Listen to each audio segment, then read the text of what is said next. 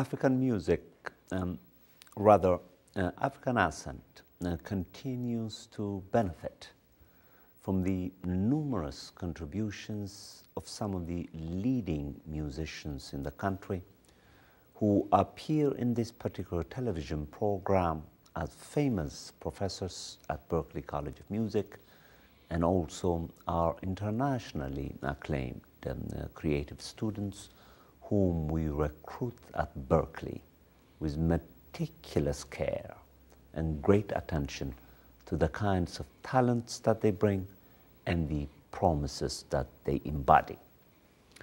Our students at Berklee College of Music do not become as great as they turn out to be accidentally. They are, as a matter of fact, human products who've been carefully sculpted, cultivated, and nurtured by stellar professors. My guest tonight, from what I have read about him and from what students say on him, is an accomplished musician of international standing. He is Professor Lewis Stewart, who commands a Bachelor of Music from the famous Whitman College, Master of Music from New England Conservatory, and finally, Doctor of Music from Peabody, which is affiliated with the great Johns Hopkins University. I have invited him tonight to address to his liking the crafts for which he is known, which are a blend of first-rate composition that I myself am privy to, because I have listened to them through CDs that he loaned me, and also masterful conducting. His students, by way of acknowledging his greatness, describe him, simply speaking, as terrifying.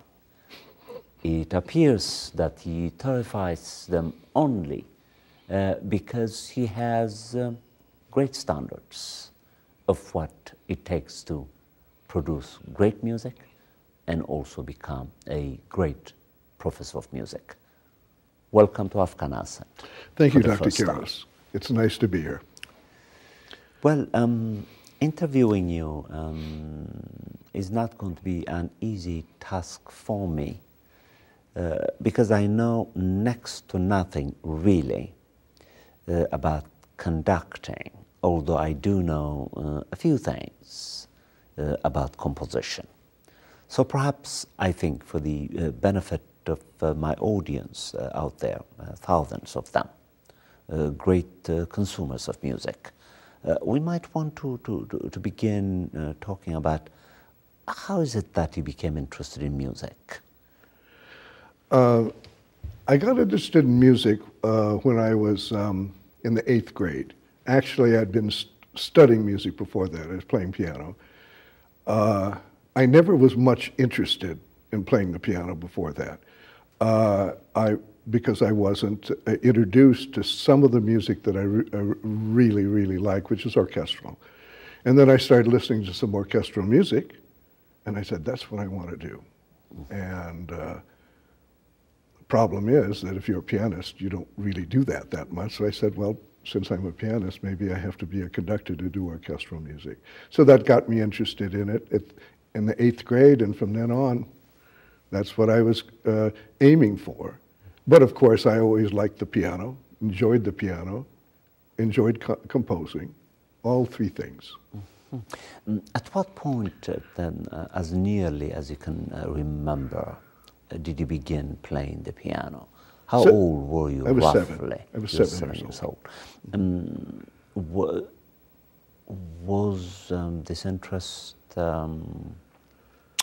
sustained, or did your parents have to do some interesting question. Coercing? Interesting question. The thing is, my mother tells me that as soon as she'd sing songs to me, I would pick them up and sing them right away back a couple of times, and I wouldn't want her to do that anymore. So she said, aha, he's got some musical talent, maybe we better give him some piano lessons. So it was, and back in those days, it was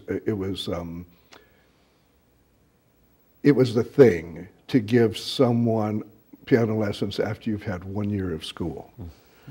Nowadays, that's a lot different, but in those days, it was recommended that after a year of school that you could start studying piano. So in your case, if your current interest both in philosophy and literature, evident in the 2 courses that you decided to take with me, which is quite flattering. A course in Eastern philosophy. You're a wonderful teacher. Oh, well, thank you. A great teacher. Well, thank you so much. I would also, I would have thought from the commentaries that you continue to make in both courses that there may be a hidden writer in you. So there may be a hidden passion for writing also. Perhaps. Yes. This is very interesting. Not a passion for writing, but I love to literature, the art of literature. I've always, I believe in high school, had a very good teacher in high school of English literature. When he started teaching some of the things, Canterbury Tales, Shakespeare and all that, I was very, I said, I got interested in that. And throughout college, I would take literature courses just for fun, you know. Amazing. You know? Yes, and what amazes me in both courses is that you're much more studious than my own students. You read this literature, you embed yourself in it. Well, I'm older. What can I tell you? Your commentaries sometimes are so professorial that it's very difficult to distinguish the professor from the student. One wonders through the comments that you make that you know the subject so thoroughly that I begin to wonder why it is that you're sitting in my courses. Oh, of course, I'm not complaining. I'm quite flattered. No, I learn a great deal from you. The only thing that I bring into the course is things I already know, from experience and all that. The things that I'm not saying are the things I don't know. I learn from you. I'm so grateful. So now, give me a crash course on what it is that composers do. I am so enthralled by, say, Bach or Schubert, certainly Beethoven, whom these 3 I know quite well. I listen to them a lot, but I don't read notes, I don't read music. So sometimes I say to myself, why is it that I like classical music so much, although I know nothing about the conditions under which they are produced, which is something that I couldn't say, for example, about modern music, because I do know a few things about modern music, but I know nothing about the classics, and yet I love them, which has led me to want to know more about what composers do. What do composers do? Well, first of all, I'd like to mention that my training is as a conductor and a pianist, and those are the subjects that I've gotten degrees in. Composition, I've taken composition courses, but that's the one area that I've never majored in. However, throughout my life, I've had the opportunity to write pieces.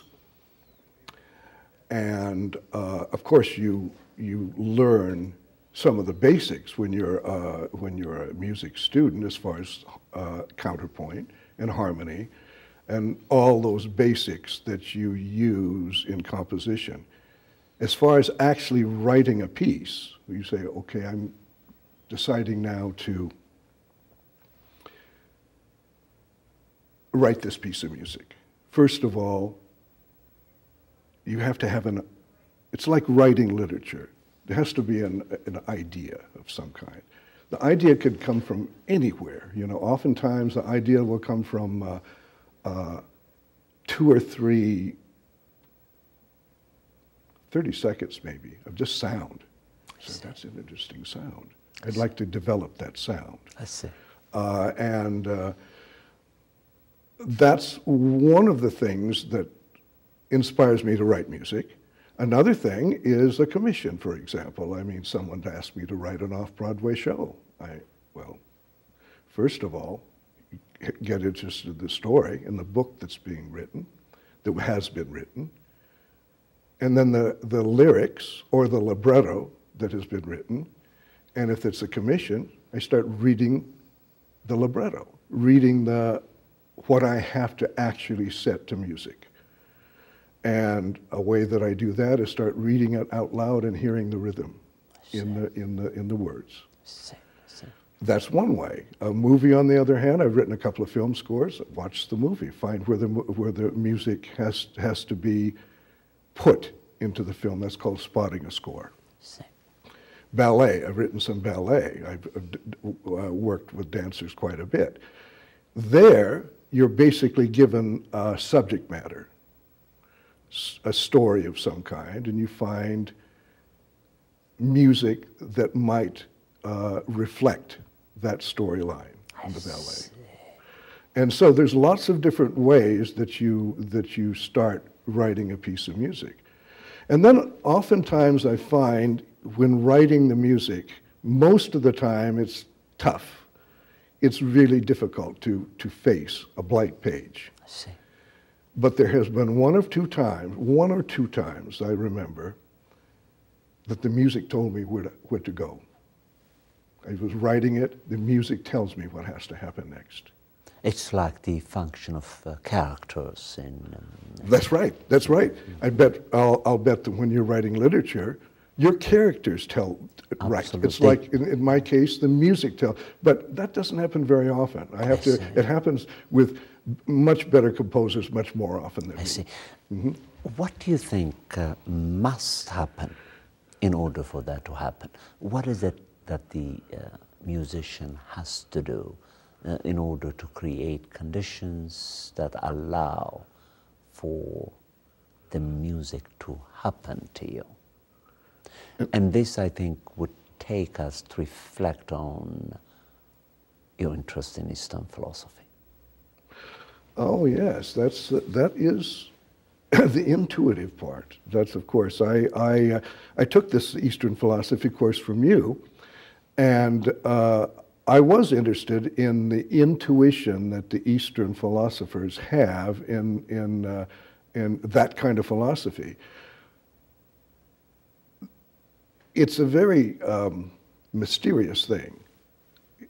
I'm not a person that does meditation on a regular basis or anything like that, but I believe that the once or twice that I've had the experience of having the music tell me where it's supposed to go, I can't answer that question. I don't know how that happened. You know, I see. It's basically just the sound. I say, oh, I hear this sound next. I hear this duration next. I hear that this is coming close to the end of the piece. That can't go any further. Most of the time when I'm writing, especially if it's commissions, sometimes it's hard just to keep going, you know, and all that. Okay, what does this need, and what does that need? I have to make conscious decisions, and that's also good. There's nothing wrong with making conscious decisions. I'm sure, correct me if I'm wrong, that you must share something with John Cage and his interest in silence. Yes, I am interested in science. There's not much that I would think that I would have a connection so much with Cage. He's so much an experimentalist, and his ideas are out there. They're out there, you know, a lot of them, and I'm not always sure that the ideas translate into great music, but the ideas are out there. In my case, my interest in science comes from Science. Yeah. That's right. My interest in science has come from an early age. I was interested at 5 years old. That's what I first wanted to do: science, astronomy, space science. No. I meant silence. Oh, silence. Silence. Silence. That's what I don't John think Cage is. That's right. I think that silence. Because I don't make a point of having a lot of silence in my music. Really? No. The thing Why is that? I don't know why. The thing is, I think that maybe when I write a piece of music, I feel that the sound has got to continue. The idea of silence, yes, using silence specifically in music, is something I probably should explore more. I see. And of course, you're speaking of because of the Eastern philosophy. Correct. Of course. Exactly. Absolutely. Absolutely. That's right. And now I'm also invariably led to think with you, hoping and fully sure that I'll be learning from you, is now to approach the question of conducting.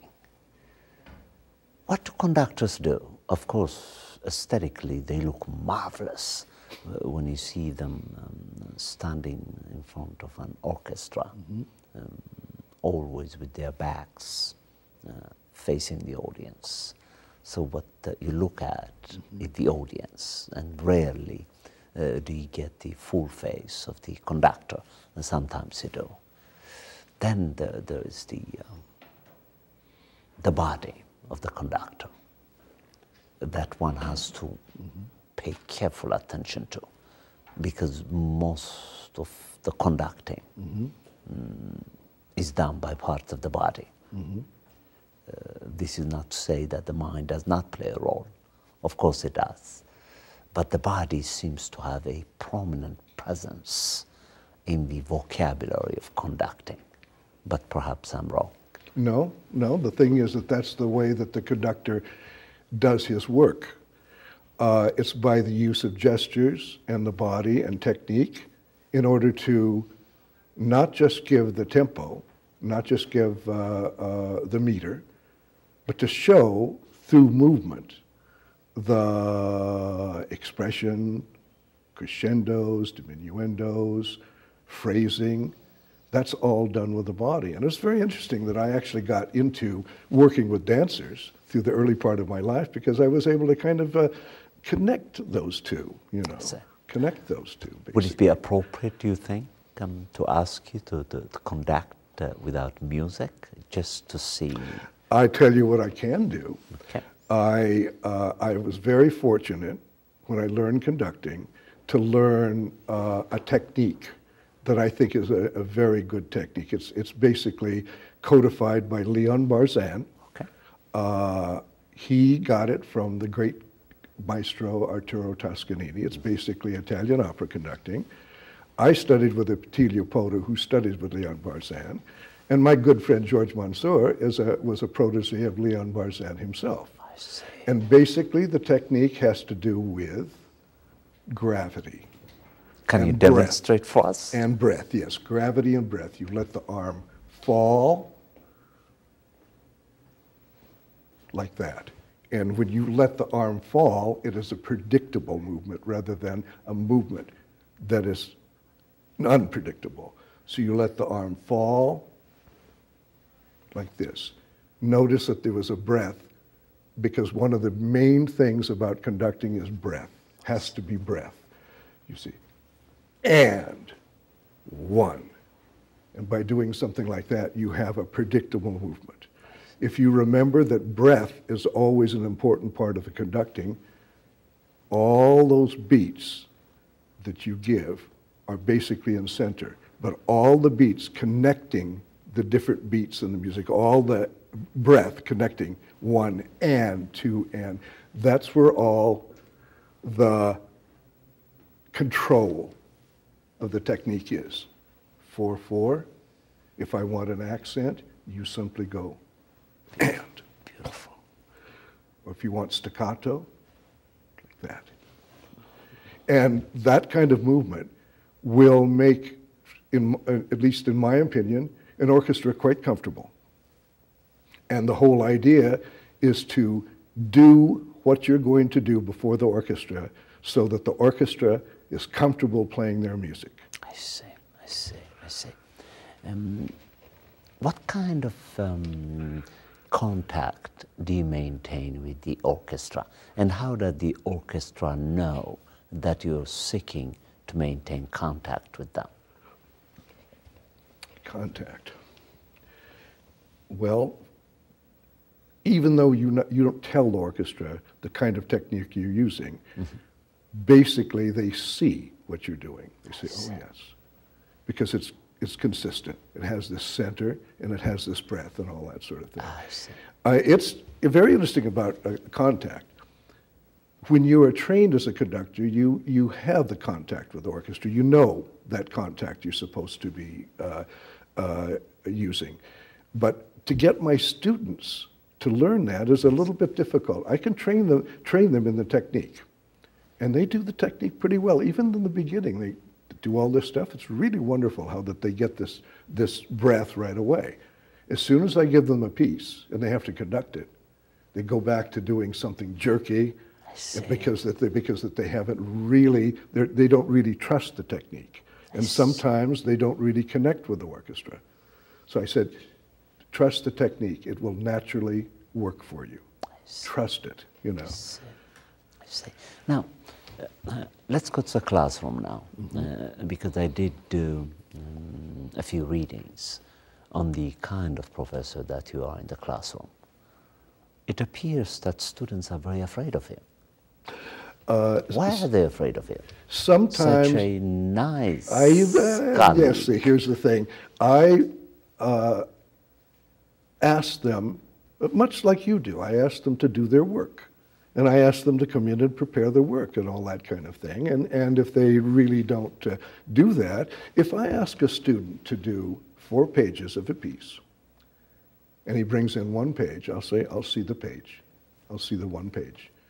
But if they don't do anything, you know, it's not so good because, you know, I care about the students. I want the students to be able to be comfortable in conducting whatever they're going to have to conduct. Basically, if they are conducting, usually in Berklee, we train them to conduct so they can conduct their own music. And I want them to feel comfortable, be comfortable in a comfortable situation, conducting their own music so that the orchestra, the little ensemble will not say, oh, that person's not so good, we don't want to play for him. I see. And of course, if one student misses, particularly when you're teaching ensembles, it destroys the class, doesn't it? If I have a class where they're using the computers, the virtual orchestra, it's not so bad because the class is big enough, that's not a big problem. If I have a class which is live keyboards, which is usually a small class, it can be a problem because I don't have enough people to play all the keyboards. If it's only 1 person missing, usually there's not a problem. But if 2 or 3 of them at a time, there's only a class of like 8 people anyway. Then that can be a little bit difficult because you need the people in there. They play while somebody else conducts. And then when that person sits down, they'll play for someone else. Of course. Help them. So it must be quite a challenge to teach at Berklee then, because you are classicists trained at the New England Conservatory. Well, you know, the students are really good students. I really, they by and large, they really do some good work for me. And they're surprised sometimes at the work that they do. I can tell that they didn't even know that they could conduct that well. And as soon as I see something that I can compliment, I say, see, you didn't know that you could do that. I see. You have no idea that you could have done this. And sometimes they're videotaped and sometimes I'm not, but sometimes they're not. But they say, see what you got the orchestra to do? Be able to do that. And you know, a lot of them are not interested in conducting, but the ones that get into the advanced class of live keyboard, oftentimes they're film scoring majors, and they would have to conduct. And this business about terrifying them, I always do it with that little humor. I always have a little humor involved in it and all that sort of thing. And the ones that know where I'm coming from see that humor. They see the Absolutely. humor. They don't take it too seriously. No. But they know to take to respect the art itself. They need to take that seriously. Because I was quite surprised with a few remarks of that sort. Because that's not what I sense in my classroom when you're conducting with them. You're very gentle, very respectful of them. I am. I'm always respectful of them, but the thing is, in your class, I'm not supposed to run the class. In my class, I have to be in charge of the class, because if you're not in charge of the class, then well, as a matter of fact, let me mention one instance. A person came in he's from Europe, European student, and he said, well, I'm going to take this class that has to do with live keyboards. And I said, well, it looks like that you're kind of hesitant. He says, I don't want to be in feel like I'm in a daycare center. And I said, you take my class, you will not feel that way. And I asked him later on, after we did a lot of things, I said, do you feel that this was like a daycare center? He says, no. This is a professional class like I'm used to in Europe. I see. I wonder what he meant by a daycare center. It's the daycare center. I think he meant by that oftentimes the teachers at Berklee are all good teachers. All of my colleagues are very good teachers, but sometimes if you don't push a little bit, then things kind of slide. Correct. And as you know yourself, with the class that you're teaching, things will slide a little bit. And the situation is that it still has to be a certain amount of seriousness, so people will do the work and all that sort of thing. There's plenty of room for relaxing and all that sort of thing, but when they're there to work, I think we should work, you know. Exactly, and that's what we do. That's what we do. And he said, no, this is not like a day. It was a wonderful class. I said, well, that's what I normally do, and I'm happy that you're happy. That's wonderful. I'm not surprised at all. And now you have several passions, two of which, of course, are your passion for teaching and your passion for doing music. Are these two complementary, or do they go in opposite directions sometimes? I think there's a certain amount of, I think they go together to a certain extent. If you're conducting, it's very dangerous to say, oh, conducting is like a teacher. I believe there's a famous conductor who did say that. That's not necessarily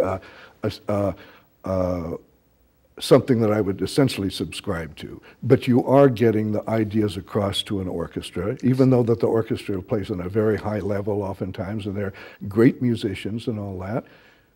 It's your job to get certain ideas that you have about the music across to them. So I think that there is certainly a connection between conducting and teaching. Writing music is a very personal thing. I see. Yeah.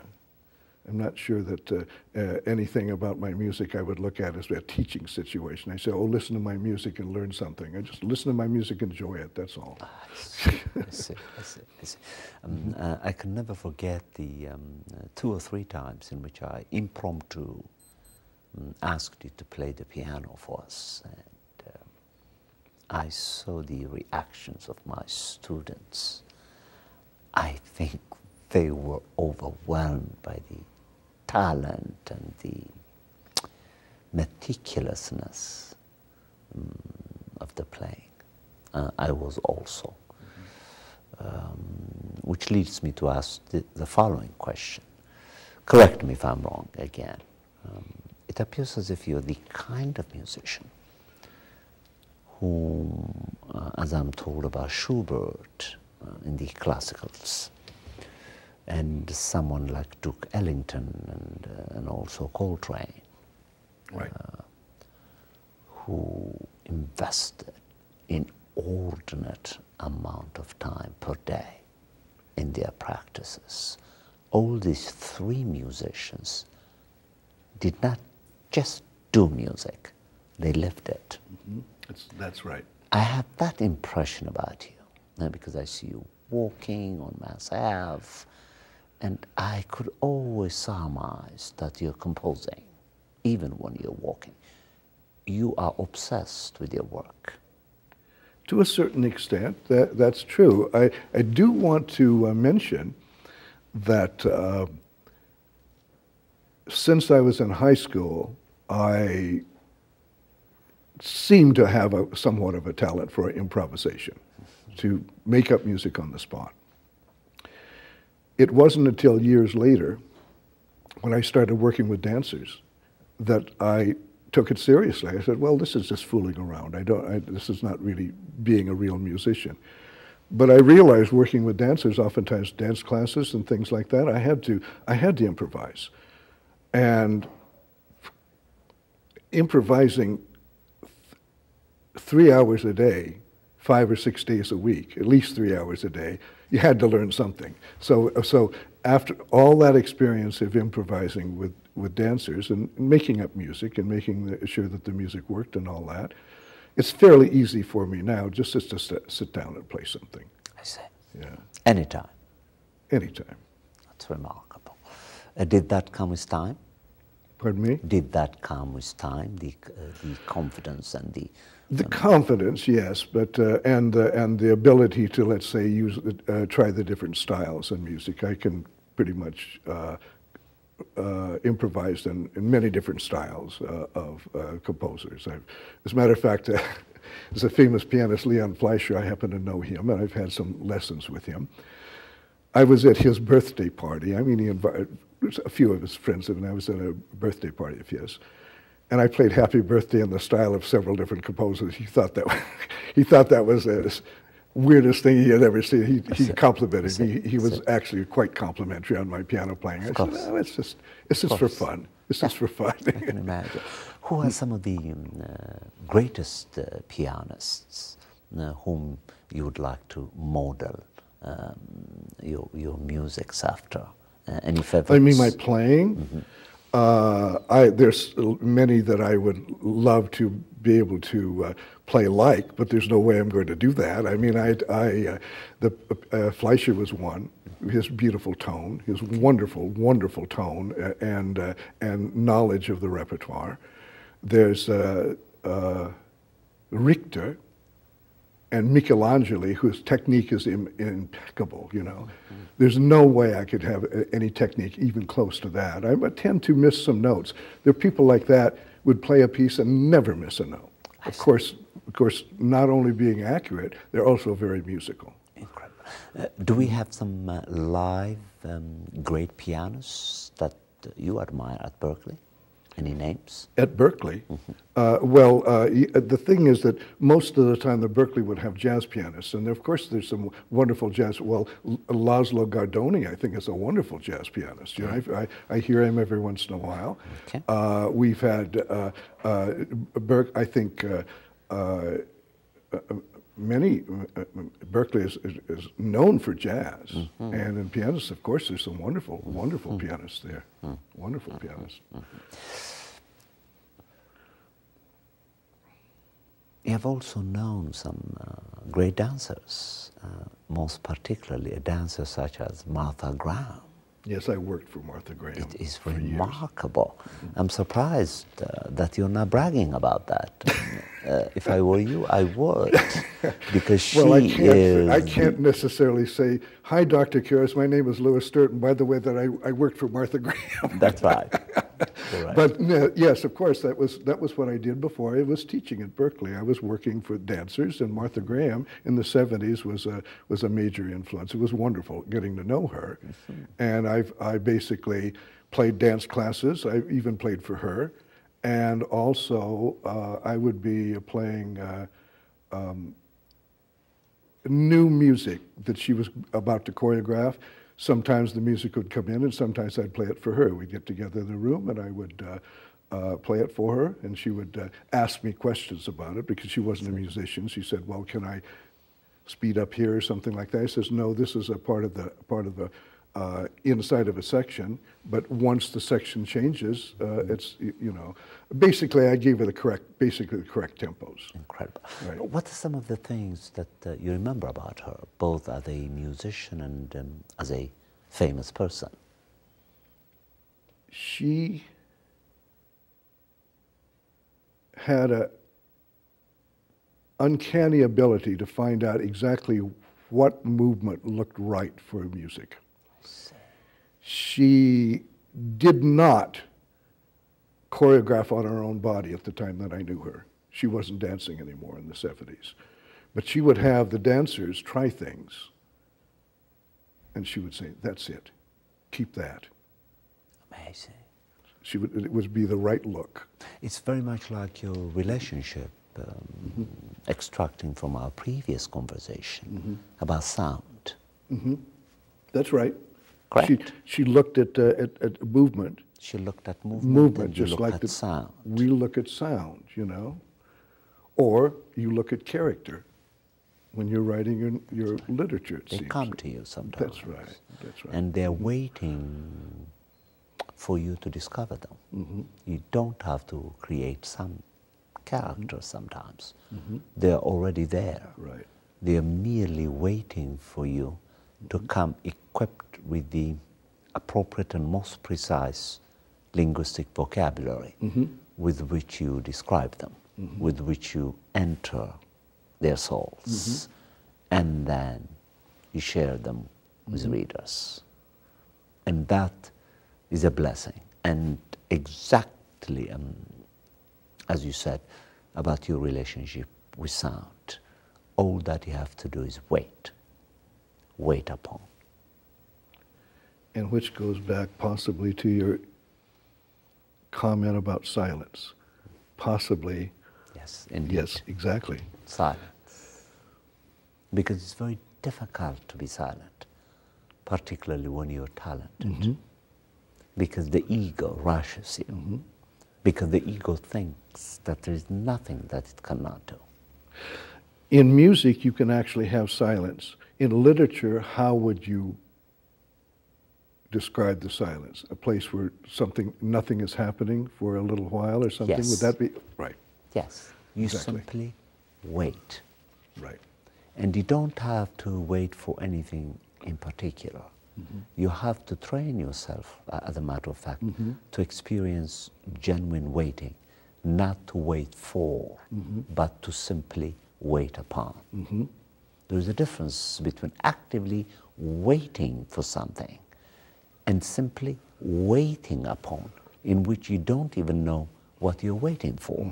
The moment you wait for something, you are already defining that which you think you must get. If, on the other hand, you train yourself not to wait for anything, then getting visited by that upon which you are waiting happens to you in the form of a character who cannot wait until after you discover it. Right. That's how it works for me in writing. Wonderful. I'm always waiting. Wonderful. Wow. Always. In these slices of life that I write about, those are the kinds of writings that I like the most. They're sometimes only one paragraph long. I Just noticed that. in the short stories that I have of your book, that's exactly, I noticed that. I noticed One that. paragraph. And that comes in the form of what you call the gift. And when that is written out, I should never say when I write that out, because it writes itself out, I sometimes notice perfection. Not with me, because I know I'm imperfect, but with the gift that I have been waiting upon, and which at the right time, it has decided to appear on the scene. Interesting. I think the time has come for us to play your music. We've done quite a bit of talking. Well, maybe it's something that's short. I've written a couple of off-Broadway shows. Okay. And one of the shows I wrote was based on a subject of a Cambodian woman that was going blind. She was a refugee, going blind because of the memory of the killing fields. And that's a very, very difficult subject, and yet this was a musical. But of course this was a dramatic musical, very serious subject.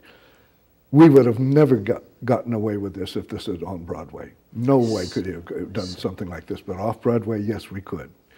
And this is actually the overture to Cambodia Agnestes, which would be track 1. And I think that might be an interesting piece for the audience, because it shows my writing, which mixes Asian music and minimalism and Broadway somewhat. That's wonderful. Let's play track 1, please.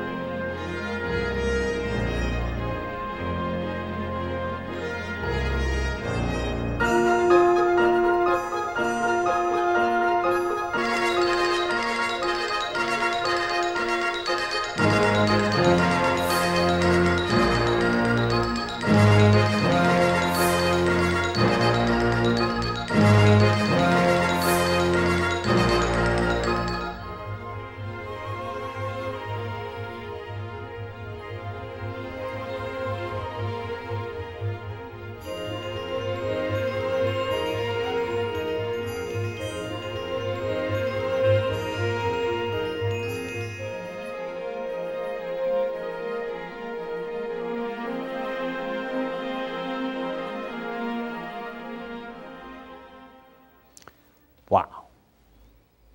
I could listen to that piece almost forever. It's so soothing, but that's a cliche. Much deeper than that.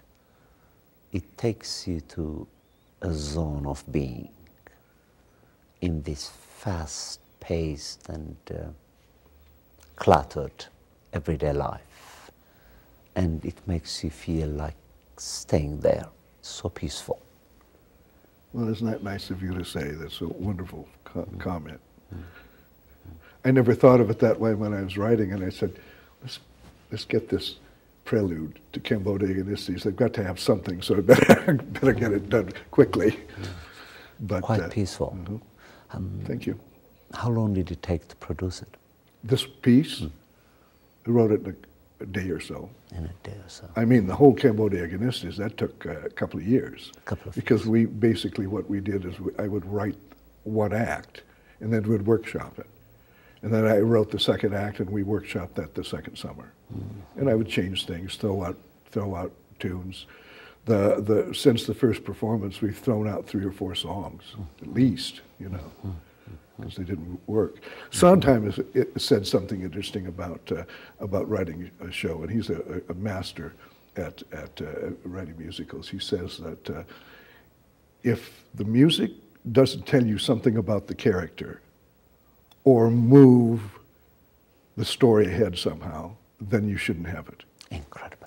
And now, of course, I would also like my audience to see you conducting. Did you bring a piece for us in which you presented as... You mean a DVD? No. You did. Yeah, sorry. Okay. Is there any particular piece? We have about 8 minutes left that you would like to play next. Well, there is you might want to hear a little bit of, you heard a piece from a show, in other words, commission. It's basically written either from a show or from a ballet or something. What might be interesting is a little bit of, I believe it would be track 3, because that is a piece that I wrote for myself. Okay. That's a piece I wrote for, it's for strings and brass. And maybe we'll hear a little. It's minimalist. It's minimalist. Wonderful. It's called considered minimalism. Let's play track 3, please, with absolute silence.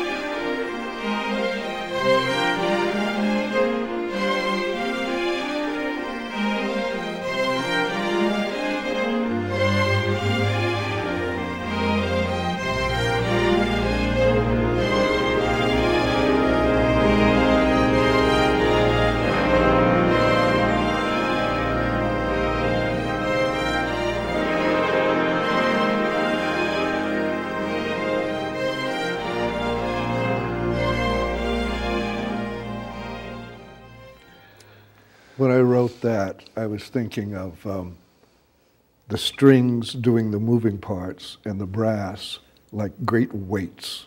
I see. Raising, falling down. And oftentimes, the harmonies in the strings that are linear are vertical in the brass. Well, I think I'm justified as a professional philosopher to say the following about this particular piece. Please. I think I can call it beautiful in the Kantian sense, by which I mean it is guided by the idea of something beautiful that is being represented to the emotions so that they can understand it musically.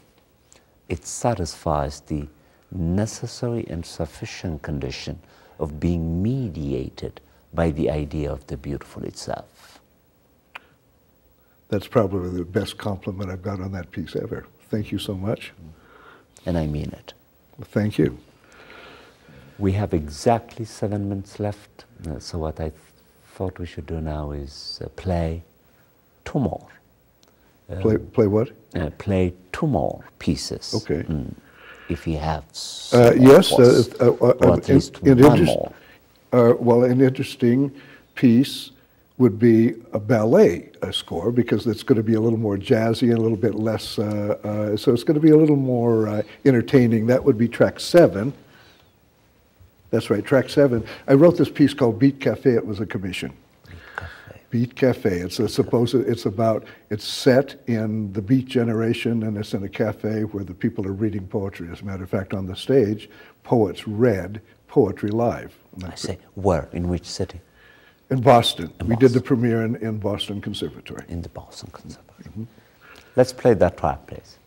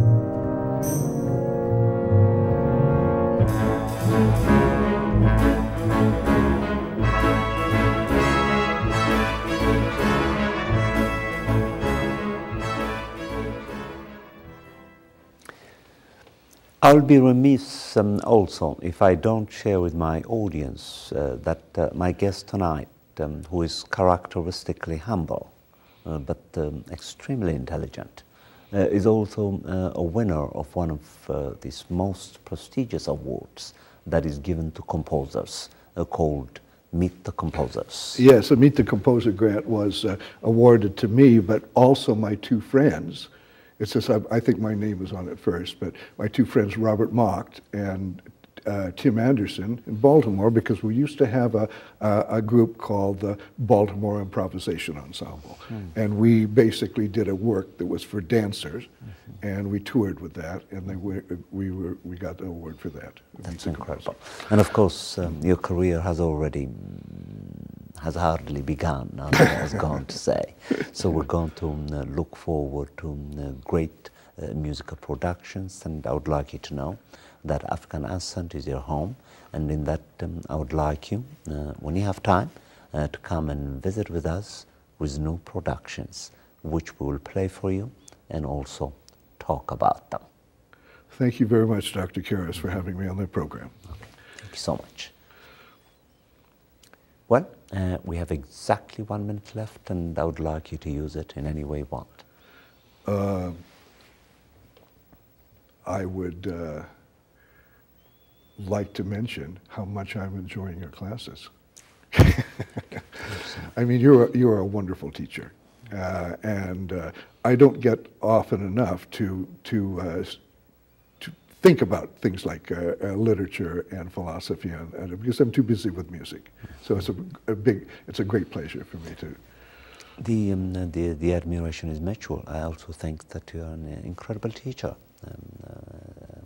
Your presence in this class. I care about the students. I can't go home at night unless that I feel like I've given as much as I possibly can. I can sense it, and my students in both classes, most particularly in this one, because this is the one that you're fully attending, are just appreciative of you. This has been your host, Teodros Kiros, for African Ascent.